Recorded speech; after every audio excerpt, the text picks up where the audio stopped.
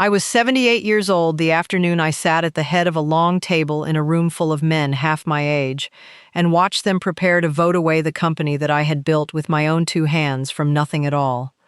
I want you to picture that room, because I have never forgotten a single detail of it. A wall of glass looking out over the city, a table so long and so polished that I could see the whole sorry lot of them reflected in it, upside down, like the world had been turned over. 11 people on the board of directors of the company that still, that day, carried my family's name. And at the far end, in the chair I had sat in for 40 years, the chair from which I had built something real and good and lasting, sat me, an old woman, outnumbered, outvoted, and, for the first time in my long life, made to feel that I was powerless in the one place on this earth that had always been mine.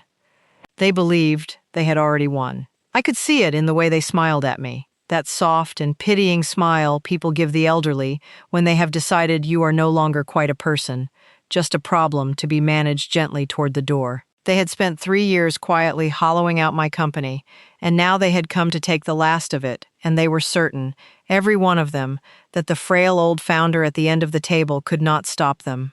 My name is Vivian Hartwell, and I am here to tell you that they were right about one thing and catastrophically wrong about another. They were right that I could not stop them. But you see, I was not the one they should have been watching.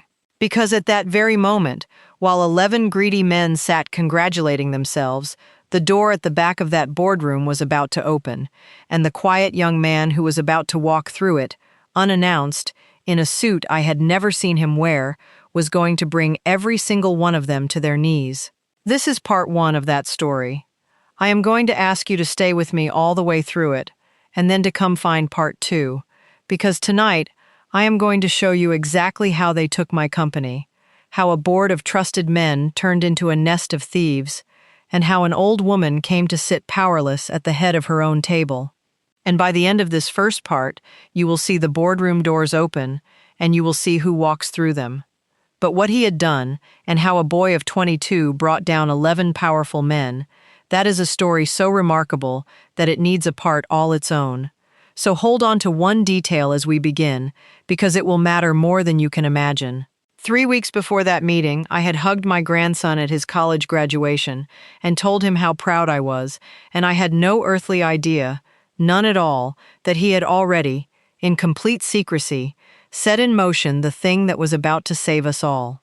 Let me take you back to the beginning, not to the boardroom, to a kitchen table 50 years earlier, and a young woman with a wooden spoon and an idea. I started Hartwell and Company at my own kitchen table in the autumn of 1972 with my husband Thomas, a second-hand stove, and a recipe for preserves that had come down to me from my grandmother. I want you to understand that we had nothing.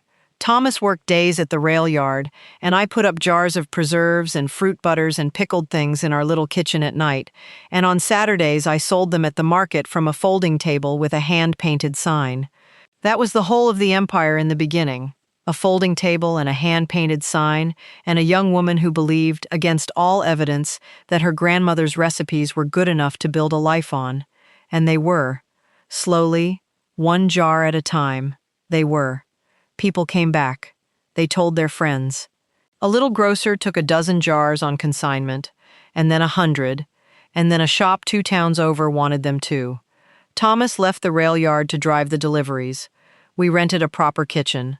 We hired our first employee, a widow named Alma who stayed with us for 30 years and cried at my Thomas's funeral harder than almost anyone. I want to tell you about one night, early on, because it is the truest picture of what that company was made of. We had taken our biggest order yet, more jars than we had ever produced at once, for a grocer who could have made us or broken us, depending on whether we delivered. And 2 days before it was due, our second-hand stove died, just quit in the middle of the night, with the fruit already bought and going soft. I sat down on the kitchen floor and I cried, because I was young and it felt like the end. And Thomas, my Thomas, did not say a word. He went next door and woke our neighbor, who had a stove, and then the neighbor on the other side, who had another, and by 2 in the morning there were 4 kitchens in our little row of houses, all lit up and boiling fruit, neighbors in their bathrobes stirring my grandmother's recipe, because Thomas had asked, and because that is what people did for each other then. We made that order, we delivered it a day early, and I learned that night that a business is not machines and money. It is people and trust and showing up for each other in your bathrobe at 2 in the morning. I built everything I built on that lesson, and it is the very thing the thieves could never understand, which is why, in the end, they lost. Every single thing we built by hand, by trust, by showing up. I knew the name of every person who worked for me. I knew their children's names. When the company was small enough to fit inside my own 2 arms, I held all of it, and I loved all of it, and it loved me back. By the time our children were grown, Hartwell and Company was a name people knew. Our jars sat on the shelves of grocery stores in a dozen states. We had a real factory and hundreds of employees and a reputation for quality that I guarded like a mother bear. Thomas used to say that I was married to 2 things, him and the company, and that he had made his peace with being the second favorite, and then he would laugh, because he knew it was not true, or at least not entirely. Now, I had 2 children, and I loved them more than any company that has ever existed, and I want to tell you about them, because this part matters. My daughter Claire was a dreamer with her head in the tide pools from the time she could walk. She became a marine biologist, and she has spent her life on research vessels and remote coastlines studying the creatures of the sea, and she is happier than any person I have ever known. My son Peter had music in him instead of business, the way some children simply do. He became a teacher, a high school music teacher, and there are grown men and women all over this country who can play an instrument today because my Peter refused to give up on them. Neither of my children had the slightest interest in preserves and profit margins and distribution contracts. And here is the thing that some people never understood about me. I was glad. People used to ask me, business people, the kind who cannot imagine a value that does not fit on a spreadsheet, whether it broke my heart that neither of my children would carry on the company. And I would tell them the truth, which is that it would have broken my heart far more to watch a child of mine spend a life pretending. I had built that company so that my family could be free, not so that it could become a cage they were born into. My own father had spent 40 joyless years in work he despised because it was expected of him, and I watched it hollow him out, and I swore that no child of mine would ever inherit a life like a sentence. So when Claire's eyes lit up at the ocean and Peter's fingers found the piano, I did not mourn the empty chair at the head of my company. I rejoiced. I had raised 2 free people. That, I believed, was the finest thing I would ever build, finer than any company, and I still believe it. Because in the end, it was exactly that freedom, that refusal to force the family into the business, that produced the one-person greedy men never thought to guard against. I was glad, because I had learned, building that company, that a life spent doing work you do not love is a slow kind of dying, and I would sooner have burned the whole business to the ground than watch either of my children chain themselves to it out of duty. So when they came to me, each in their turn, half afraid to tell their mother that they did not want the family company, I took their faces in my hands, and I told them to go. Go and study the sea. Go and teach the children. Follow the thing that lights you up from the inside, and let me worry about the jars. I have never regretted it, not once, not even later, when the lack of a family heir became the very crack that the thieves would pry open. Even knowing everything that came after, I would tell them the same thing again today. Their happiness was never the mistake. The mistake was mine, and it came later, and it was made of trust. Because here is how a company like mine slips out of a family's hands, and I tell you this so that it never happens to yours. It happens through growth, and it happens through trust, and both of those are supposed to be good things. As we grew, we needed money to grow further. New facilities, new equipment, expansion into new regions. And the way you raise that kind of money, I was told, by advisors I trusted, was to bring in investors, and to sell them shares of the company, and to form a proper board of directors to guide it all. It made sense. It was, everyone assured me, exactly what a serious company was supposed to do. And so, over the years, I did it. I brought in investors, I formed a board. And each time, my own ownership of the company grew a little smaller, a few percentage points at a time, so gradually that I never felt the ground shifting. I still ran everything. I was still the founder, still the chief executive, still the heart of the place. On paper, my share of the company had shrunk from all of it to something less than half, but it never worried me because the people around that table were people I had chosen, people I trusted, people who seemed to love Hartwell and Company almost as much as I did. And for many years they did. The board was good to me and good to the company. But boards change. People retire, people die. New faces arrive, appointed by the investors, and the new faces do not remember the folding table and the hand-painted sign. They did not know Alma's name. They had never met a single person who worked in my factory. To them, Hartwell and Company was not a life's work built by hand. It was an asset, a number on a page, a thing to be optimized, which is a cold modern word that means squeezed. The man at the center of it all was named Richard Vance. He came onto the board about 6 years before that terrible meeting, sent by one of the larger investment groups, and he was everything I was not. Smooth where I was plain, fast where I was careful. He talked about the company using words I had never once used in 50 years of building it. Words like leverage and extraction and exit. And little by little, so slowly and so reasonably that I could never quite point to the moment it happened, Richard Vance began to gather the other new board members around him, until one day I looked up and realized that the room I had once ruled had quietly become a room in which I was outnumbered. I should have seen it sooner. I can admit that now. There were signs, the way there are always signs, if you are not too trusting to read them. Board meetings that used to be held in the open, with department heads invited and questions welcomed, became closed and clipped, and full of documents I was given only minutes before I was asked to approve them. Decisions that used to be made together began to arrive already made, presented to me as things that had been handled, so I need not trouble myself. New consultants appeared, expensive ones, recommended by Vance, who produced thick reports full of the cold optimizing language and always seemed to conclude that the company needed to change in exactly the directions Vance wanted. And the people, my people, the ones who had been with me for decades, who knew the difference between a good jar and a bad one, began one by one to be let go. Restructured, they called it, made redundant. Every familiar face at that factory that disappeared was a pair of loyal eyes that Vance no longer had to worry about, and I was too slow, God forgive me, to understand that he was blinding me on purpose, plucking out the eyes of the company one trusted soul at a time. At first, they were only impatient with me. They suggested ever so gently that perhaps at my age I might like to step back from the daily running of things, become chairman emeritus, a lovely honorary title that means you get to keep your name on the door and lose every ounce of your power. They suggested I had earned a rest.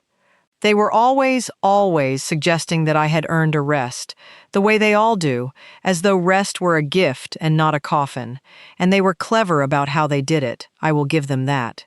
They never pushed hard enough to make me dig in my heels. It was always a soft word here, a gentle arrangement there. A committee formed that I was not put on, for my own comfort, so I would not have to sit through the tedious meetings. A decision made while I was away for a few days, presented on my return as a thing already settled, with such apologies, such assurances that they had only wanted to spare me the burden. Each single step was so small and so reasonable that to object to it would have made me look exactly like the difficult, territorial old woman they were quietly telling one another that I had become. That is how it is done, you understand. Not with one great shove, which a person can brace against and resist, but with 1,000 small and courteous nudges, each one easy to excuse, until one morning you wake and find yourself standing outside the room where your own life is being decided, wondering how on earth you got there, and unable to name the single moment when the door was closed in your face, because there was no single moment.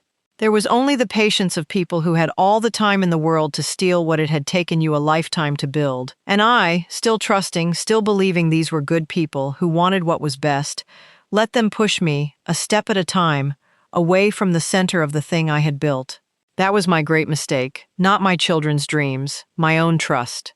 I gave these people the benefit of a doubt that they had done nothing to earn, because I could not imagine, in my bones, that anyone would look at a good and honest company, full of good and honest people, and see nothing but meat to be carved. I could not imagine it, because I would never have done it.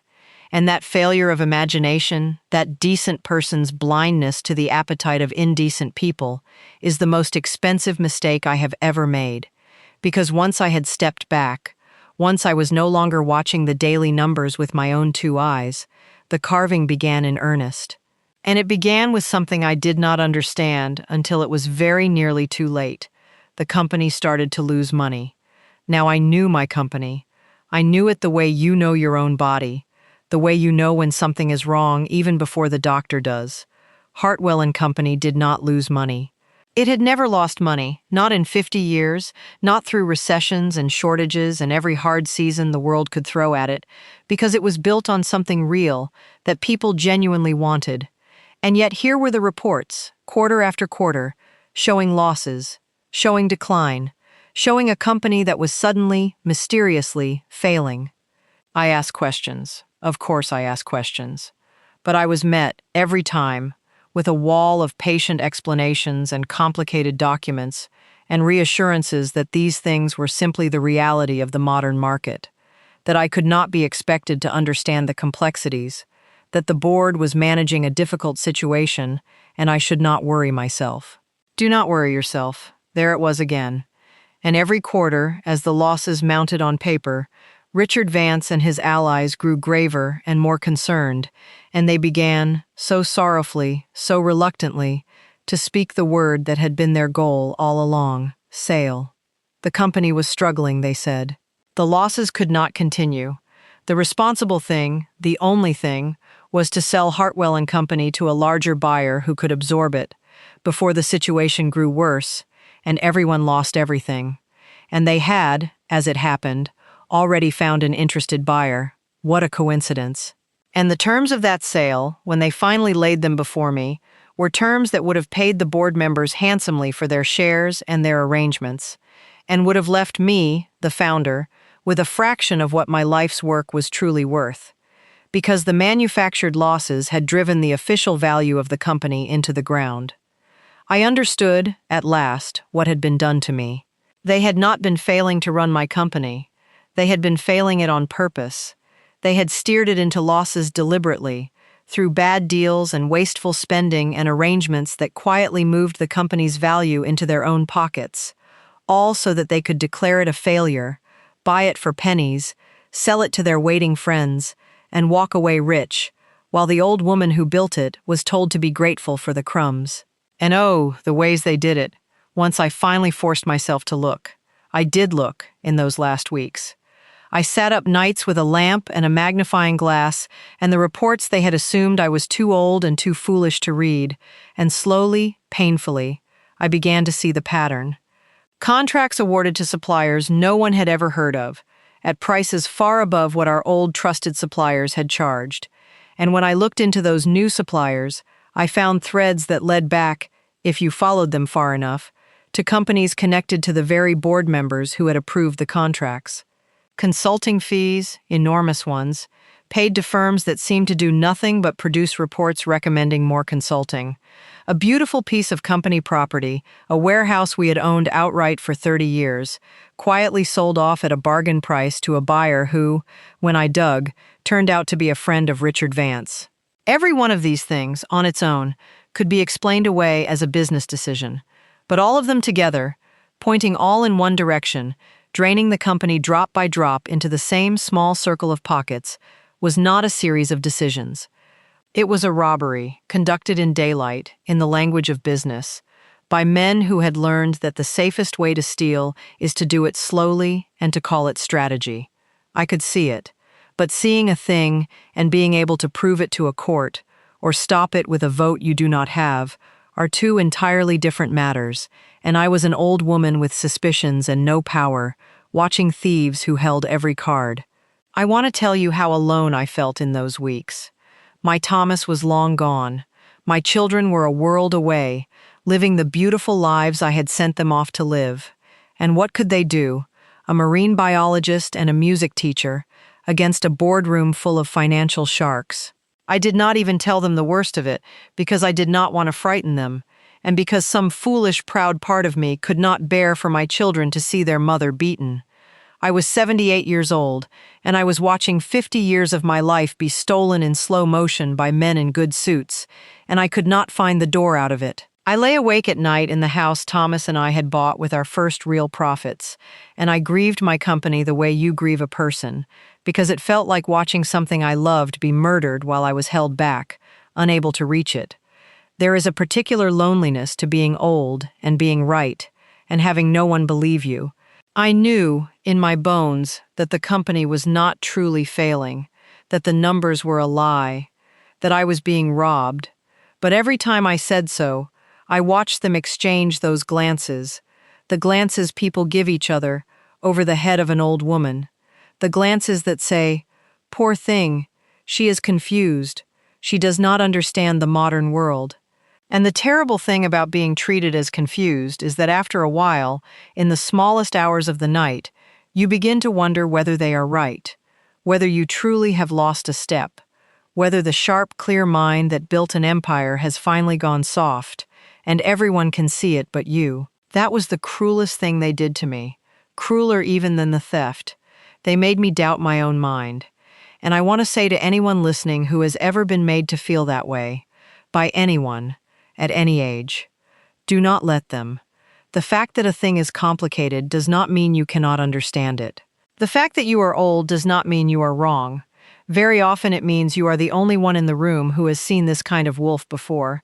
There was only one bright thing in all of it, and I did not even understand at the time what it was. My grandson, Peter's boy, Sam. Sam had always been a quiet one, watchful. The kind of child who sits at the edge of the family gathering and takes everything in and says little, so that people sometimes mistake his quiet for shyness when it is really nothing of the kind. It is attention. Sam paid attention, and over the previous 2 years, while he was away at his studies, Sam had begun to call me. Not the dutiful grandchild's call, the quick and dutiful "How are you, Grandma?" Real calls, long ones. He wanted to know about the company. He wanted to know how I had built it, the early days, the folding table, the way the shares had been sold off over the years, the names of the investors, the way the board worked. He asked me, once, very carefully, whether I still trusted the people around that table, and I remember pausing before I answered, because it was the first time anyone had asked me that question out loud. I told him everything. Why would I not? He was my grandson, curious about his grandmother's life's work, and it warmed an old woman's heart to have someone in the family finally take an interest. I told him about the losses that made no sense. I told him about Richard Vance. I told him my fears, the ones I told no one else, in the long quiet of those telephone calls. I thought I was simply unburdening myself to a kind and patient boy, and Sam asked the strangest questions. That is the part I think about now. He never asked the questions a worried grandchild asks, the soft, useless ones. Are you all right? Is there anything I can do? He asked precise questions. He asked who exactly had appointed each board member and when. He asked how many shares each of them held, and whether I knew who else owned pieces of the company out in the wider world, the small investors from years ago whom everyone had long forgotten. He asked whether there were any rules in the company's charter about how a sale had to be approved, and by what margin. He asked me to send him copies of the old documents, the founding papers, the share records, all the dusty history that lived in boxes in my study. And I did, because what harm could it do, a boy wanting to understand his family's story? I even remember thinking how sweet it was, how thorough, and going back to my worrying, never once wondering why a sweet and thorough boy needed to know the precise voting thresholds in a corporate charter. I did not understand that I was briefing a strategist. I did not understand that every fact I gave him, every name, every number, every suspicion, was being gathered and studied and fitted into place by a young mind far sharper than any of us had ever quite realized. I thought Sam was listening the way a loving grandchild listens. I did not know that he was listening the way a general listens to reports from behind enemy lines. I did not know that while I lay awake grieving my company as something already lost, my grandson was 3 states away, at a desk piled with the documents I had sent him, building, quietly and patiently and entirely alone, the machine that was going to take it back. 3 weeks before the final board meeting, Sam graduated. I flew out for it because I would not have missed it for anything in this world, not even for the collapse of my company. And I sat in that crowd of proud families, and I watched my quiet grandson walk across the stage to collect his degree in business, with high honors that surprised no one who had ever really looked at him, and I cried the way grandmothers cry. I remember watching him up on that stage and thinking how much he carried of his grandfather.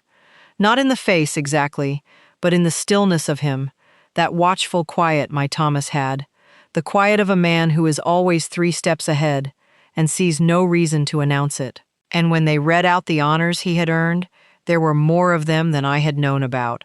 Awards in corporate strategy, in securities, in a dozen dry and serious subjects that a boy does not master by accident. I thought, in passing, well, isn't that lovely? Without ever asking myself the obvious question, which was why a young man who could have written his own ticket at any bank in the country had buried himself so deep in exactly the subjects a person would need to master if he intended one day to walk into a boardroom and take a company back from thieves. The answer was standing in front of me in a cap and gown. I simply could not see it, because grandmothers see grandchildren, not generals. Afterward, I hugged him, and I told him how proud I was, and how proud his grandfather would have been. And Sam held on to me a moment longer than usual, and he told me something I did not understand until much later. He told me not to sign anything. Whatever they put in front of me, he said quietly into my ear, I was not to sign it, not yet, no matter how they pushed. And then he smiled, and the moment passed, and I flew home, and I thought it was just a young man's sweet and useless encouragement. It was not useless. It was the first and only warning I would get, and thank God I listened, because the pressure to sign came, and it came hard. In the days after I returned, Richard Vance and his people descended on me with a new urgency. The buyer was ready, they said. The deal had to close now. Every day of delay cost the company money it did not have. They needed my signature on the sale agreement. They needed it this week, and they scheduled a final board meeting to formalize it all and to secure, as they put it, my cooperation. They did not know that Sam had told me not to sign, and so, to their visible frustration, I did the one thing that was still in my power to do. I stalled. I was vague. I let them think I was a confused old woman who could not quite grasp the paperwork, and I asked to see it all one more time at the meeting, in front of everyone, and I watched the flicker of irritation cross Richard Vance's smooth face, and I thought, you have no idea how many difficult men I have outlasted in 50 years, young man. But I will be honest with you, because I have promised you honesty. I did not stall because I had a plan. I had no plan. I stalled because my grandson had asked me to, and I trusted him more than I trusted them, and that was the whole of it. In my heart, I believed I had already lost. I believed that when I walked into that boardroom, I would face 11 votes to my 1, and that no amount of stalling would change the arithmetic of it, and that I would, in the end, have to watch them take my company, because there was simply nothing an old woman could do to stop 11 powerful men who held the votes. That is what I believed on the morning of the meeting, as I put on my good gray suit, the one Thomas always said made me look like a woman not to be argued with, and I pinned my grandmother's brooch to the collar for courage, and I drove myself to the office I had founded 50 years before, to attend what everyone in that building believed would be the meeting where Vivian Hartwell finally, gracefully, gave up. The boardroom was full when I arrived. All 11 of them, arranged around that long, polished table, with the sale documents stacked neatly at every place, and a lawyer for the buyer waiting along the wall, and Richard Vance at the far end, with a look of such practiced sorrow on his face that I nearly laughed. I paused in the doorway for just a moment before I went in, and I let my eyes travel around that room one last time, the room where I had made 1,000 decisions, where I had hired and celebrated and grieved, where the afternoon light came through the glass exactly the way it had the day we first leased the floor. On the wall still hung the photograph they had never quite dared to take down, the old black and white picture of me and Thomas standing in front of our very first storefront, young and broke and grinning like fools. I looked at that photograph, at my Thomas's face, and I said to him, silently, "I am sorry. I am so sorry. I could not hold it." And then I lifted my chin, because a Hartwell does not weep in front of wolves, and I walked in and I took my seat. He rose. He pulled out my chair for me, the very picture of respect, and he began to speak in that smooth, grave voice about what a difficult day this was, about how much everyone admired all that I had built, about how the responsible path forward, painful as it was the one laid out in the papers before us. I let him talk. I have found, in a long life, that it is best to let people show you the whole of themselves before the end.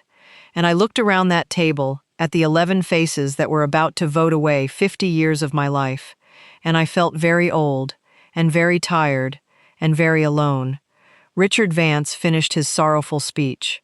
He asked if I had any final words before we proceeded to the vote and the signing, and I opened my mouth, though I did not know what I was going to say, because what is there to say when you have already lost?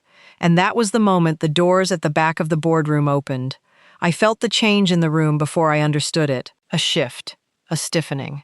The lawyer along the wall straightened up, heads turned, and I turned too, in my chair, toward the sound, and I saw a young man walk into that boardroom, unannounced, uninvited, in a dark suit I had never seen him wear, carrying a slim leather briefcase, calm as a still pond. It was Sam. It was my grandson. For a moment no one spoke, and then someone chuckled, one of Vance's men, a low, dismissive sound, and asked, in a tone you would use for a child who had wandered into the wrong room, whether the young man was lost, and whether someone should show him out. A few of them smiled, the founder's grandson. A boy, come to watch his grandmother lose her company, no doubt. Harmless. Sam did not smile back. He walked, without hurry, to the empty space at the middle of that long table, and he set his slim leather briefcase down upon it, and the small sound of it touching the wood was somehow the loudest thing I had ever heard.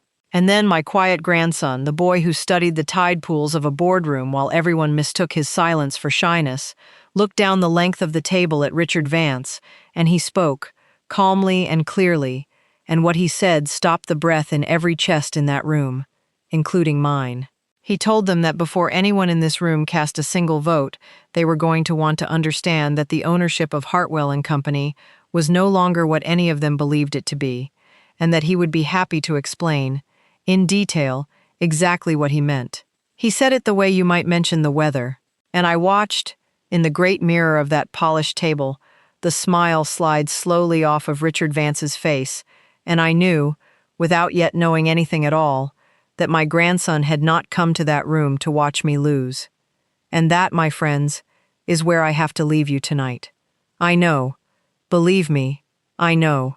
But some stories are simply too large to fit in a single telling, and what happened in that boardroom after my grandson set down his briefcase is the most extraordinary thing I have witnessed in 78 years of living, and it deserves the whole of your attention, and the whole of a second part.